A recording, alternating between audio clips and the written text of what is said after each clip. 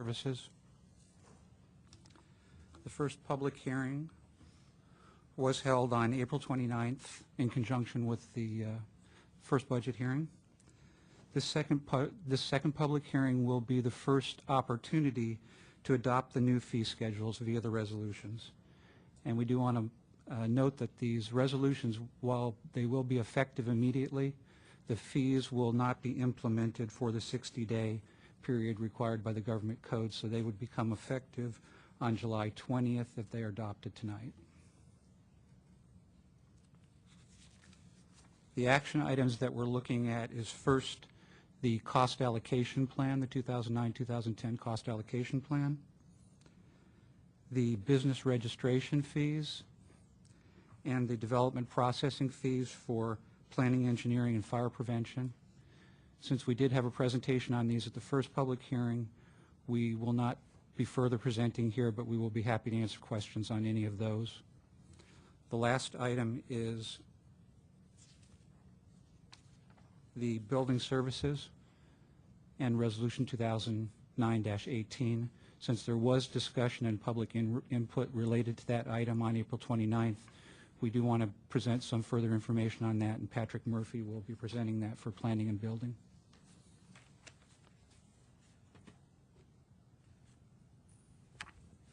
Honorable Mayor, Council, wanted to focus a little bit on not just building fees, but planning fees, the Planning and Building Department, with you tonight. In the staff report, we did identify some of the things that the city has been proactive about in relationship to stimulus issues or measures that the city can take.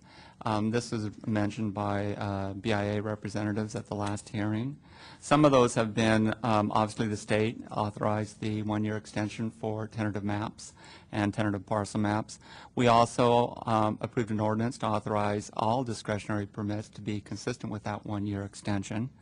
And then we adopted a resolution to extend 6 months of the plan check, of those that are currently in plan check process, to allow them to additional time to get financing for the project. The city has for some time deferred impact fees to certificate of occupancy. I wanted to mention, as part of the recommendation for the building fees, it also includes authorizing the city manager to amend the contract with Escale. I also wanted to provide some overall clarification of planning and building fees. Over the past years, Planning and Building Department has made staffing adjustments to address slowdown in development activity. Some may think that the fees are a result of less projects but same staff, and that's not really the case. The Building Division, Escale Corporation, has made staff reductions not only within Encinitas but within their corporate offices. The building counter has been reduced from 8 to 5 p.m. due to a slowdown. The chart I'm putting up here is representative of the planning process and the discretionary project activity over the past 6 years. The yellow represents the number of applications received per year. The line through the yellow bars represents the staffing changes over the same period. These staff positions are the positions that process projects or are directly related to the discretionary applications, and it generally makes up the current planning division.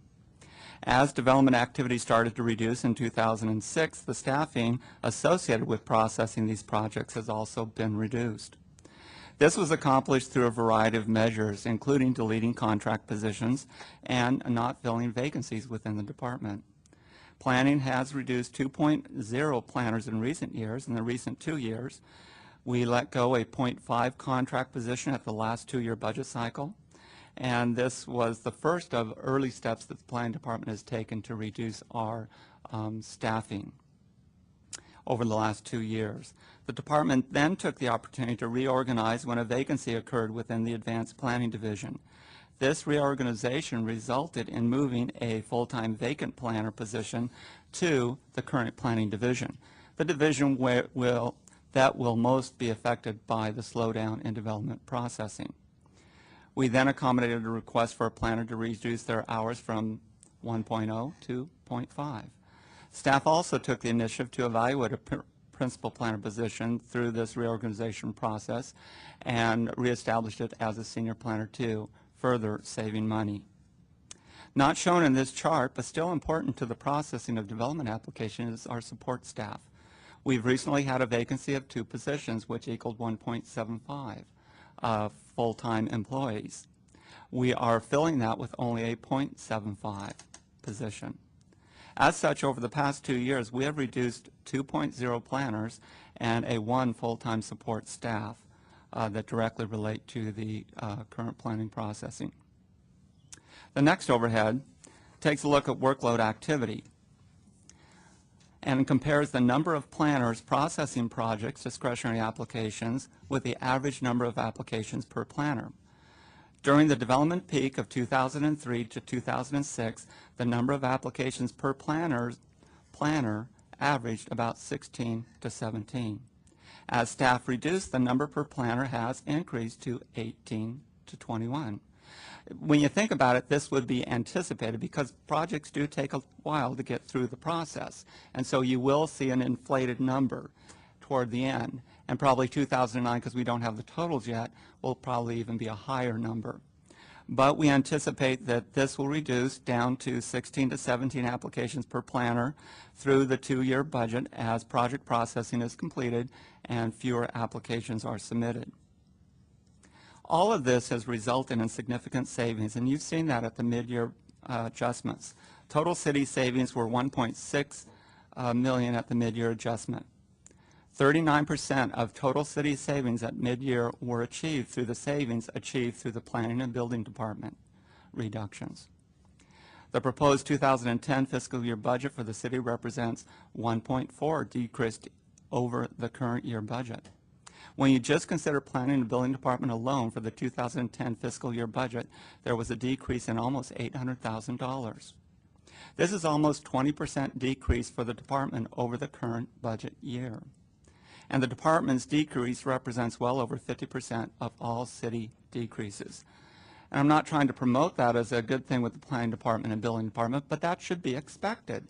When you have a slowdown within development, the first department to be hit will probably be building, then planning, and then possibly later on you might see engineering and other departments impacted. But the first ones would be planning and building. And there's a couple of points that I'm trying to make here. The city and the planning and building department are very conscious of not artificially inflating planning fees and building fees due to a reduction in the number of projects. We have taken steps to similarly reduce over time the number of planners processing development applications commensurate with a reduction of applications.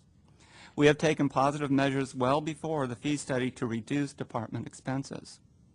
The department continues to monitor workload and development activity in a proactive way. We also have a chart, I won't put it up, that shows us going clear back further than 2003 on overall department activity, and that shows a reduction in staff. So that's to help illustrate that the department continues to look at our workload, our activities. Is there a better way of doing it? And is there a way of doing it with less staff?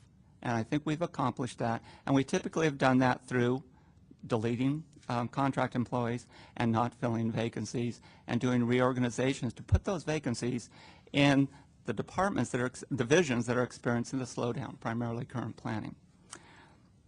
And again, I wanted to illustrate that because I don't want anyone to think that we're suggesting or recommending fees, because we have tons of staff working on projects, and but when you look at the statistics and the information, that's not true.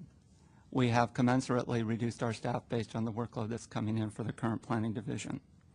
I'd also want to note that Richard Esgate, now Fritz, and Mark Beecham are here from Eskil, should you have any questions of them. And that concludes my presentation. Oh, and then Jay, were you gonna? Yes, ma'am. We're just going to move